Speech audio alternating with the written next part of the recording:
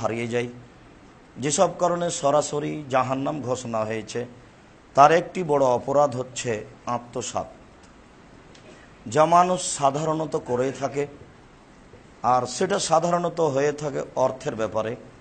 আর মানুষ অর্থের ব্যাপারেই সবচেয়ে বেশি দুর্বল। মানুষ দুটি জায়গায় বেশি দুর্বল, তার একটি হচ্ছে নারী আর একটি হচ্ছে টাকা।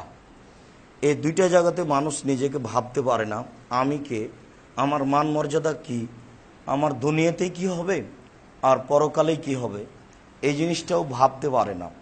পরিস্থিতি তার কাছে এত সুন্দর হয়ে আসে, ইবলিশ তার কাছে বিষয়টি এত সুন্দর করে সাজায় যে তার মান সম্মানকেও সে ভাবতে পারে না যে এর ফলাফল কি হবে।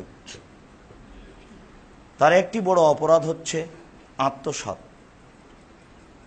বিষয়টি অতীব জরুরি, অতীব গুরুত্বপূর্ণ। আল্লাহ তাআলা আমাদের নবীকে বলেন, আমাদের নবী মুহাম্মদ সাল্লাল্লাহু আলাইহি সাল্লামের উপরে বিষয়টি মানুষ বলতে চেয়েছে যে আপনার কাছে জনগণের টাকা আছে, আপনি জনগণের টাকা নিয়ে নেন। হাদিসে এসেছে, তিনি বলেছেন, আমি যদি ইনসাফ না করি তাহলে মাটিতে তোমাদের মাঝে আর কে ইনসাফ করবে।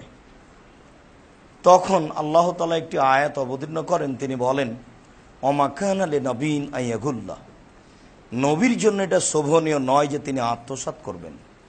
আল্লাহ এভাবে বলছেন, নবীর জন্য এই কাজটা মানাই না। তার ভিতরে ঈমানি মানমর্যাদা যেটা আছে সেটা তো ভাবাই জানে, মন্দ কাজ করার ক্ষমতা তার ভিতরে আছে, কিন্তু গতি তার ভিতর থেকে বের করে নেওয়া হয়েছে। মন্দ কাজ করার মতো ক্ষমতা আছে, কিন্তু চিন্তা ভাবনা পরিকল্পনা এইটা তার থেকে বের করে নেওয়া হয়েছে।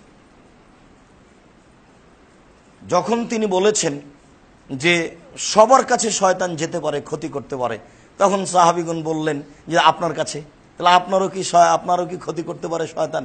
তখন আল্লাহ রাসূল বললেন যে শয়তান আমার হাতে ইসলাম গ্রহণ করেছে,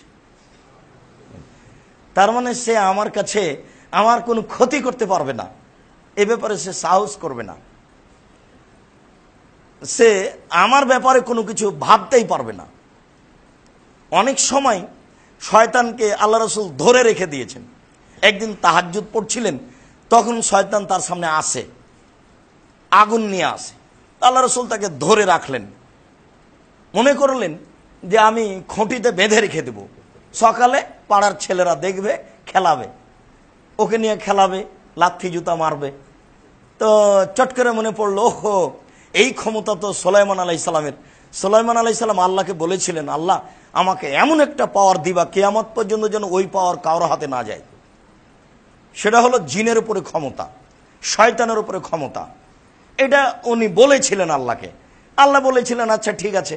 তো মুহাম্মদ সাল্লাল্লাহু আলাইহি সাল্লাম দেখলেন যে এই কথা তো সুলাইমান আলাইহিস সালাম বলেছেন, এইটা আমার জন্য মানায় না।